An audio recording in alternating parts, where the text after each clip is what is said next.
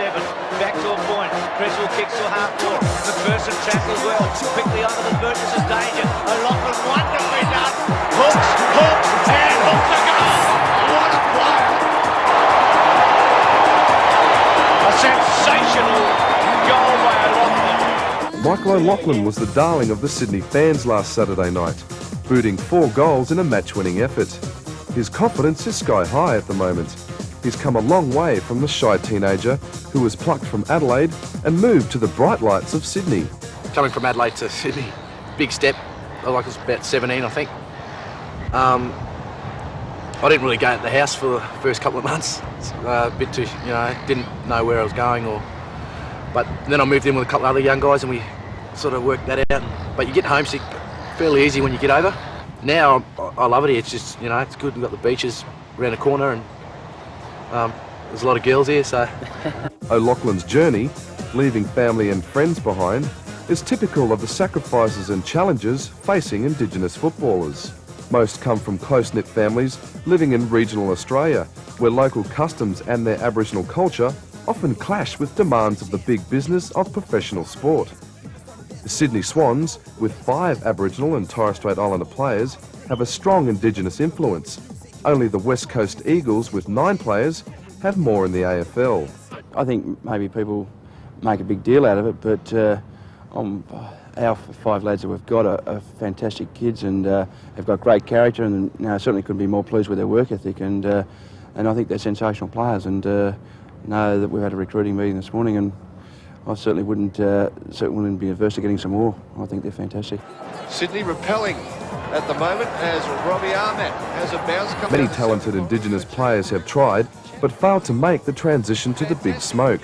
Robbie Ahmet, formerly of Collingwood, almost fell victim. The first month in Melbourne I really struggled because I think I only lasted 2 weeks in Melbourne. I was on a plane back home to Darwin straight away because that was the first time I've ever been away from Darwin. I was a 17-year-old kid going down to the second biggest city in Australia, and I didn't know no one in Melbourne, didn't know any of the boys, and I was just real homesick, missing my sisters, missing my mum, missing my dad. In Melbourne, you really have to be on time, and whereas in Darwin, if you say you're going to meet someone at 3:30 in the afternoon, you can turn up at 5 o'clock and you'll still be there because back home it's just Aboriginal time or Darwin time. Just turn up whenever you feel like it. Troy Cook knows all about the tyranny of distance. Home is Carnarvon, 900 kilometres north of Perth. His rugged work in the Swans midfield has brought him fame, something that's hard for him to deal with. It's all new to me, this popularity thing. People come up to you on the streets and you don't know how to handle it, so you just, you just say hello and put a smile on your face and just say how you going back to them, and it's all new to me. O'Loughlin, Ahmet and Cook have been joined by 2 teenagers, Freddie Campbell from Alice Springs and Adam Goods from Adelaide. I think the Swans did a good thing recruiting 5 of us, and Michael and Robbie are helping myself and Adam not get homesick that much, and we always hang out, and so we have a good laugh. Not think about home that too much, just footy, but they're doing a good job. Go to the movies a fair bit with the boys and that, but really it's a professional job now, and you haven't got that much spare time. The time you do have where you're not training, you're probably getting yourself ready for training or the game coming up, so it's a pretty professional job, yeah.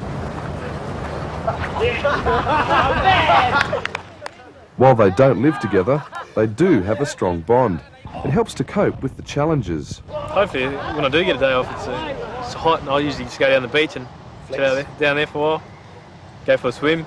We all got a Nintendo as well. I sit down and play that a little bit. Money for jam. I work sort of full time at the Swans and do clinics at schools and stuff. Hey, you blokes. You don't work. Nah, come on, boys. Just work there at the club and do clinics at schools and stuff, just to keep yourself occupied. And the club will sort of try to get these blokes in there, but they're sort of at home playing Nintendo and stuff. And some other times you find Magic and I down at time zone playing the World Cup soccer, and Magic doesn't win very often, so he goes home with his tail between his legs sulking. As black sportsmen, they've all had to confront racism. Ahmet found himself caught up in a well-publicised incident between Essendon's Michael Long and Collingwood's Damien Monkhurst. It's over a football game. But surely, you know, football's not that important to racially abuse someone. It really hurts you deep down inside. Like, these people don't know how much it really hurts you. The AFL has taken steps to stamp out racism, leaving the confidence of future Indigenous players to emulate their heroes. Ironically, Sydney will look to Adelaide-born Magic O'Loughlin to take the crow out of Adelaide's '98 season. Nathan Ramsey for SBS Sport.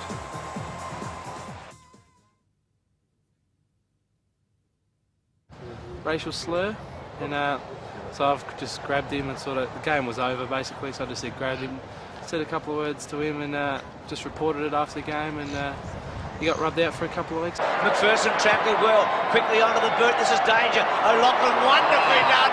Hooks, and hooks a goal. What a player. Ironically, Sydney will look to Adelaide-born Magic O'Loughlin to take the crow out of the Adelaide '98 season. Nathan Ramsey, SBS Sport.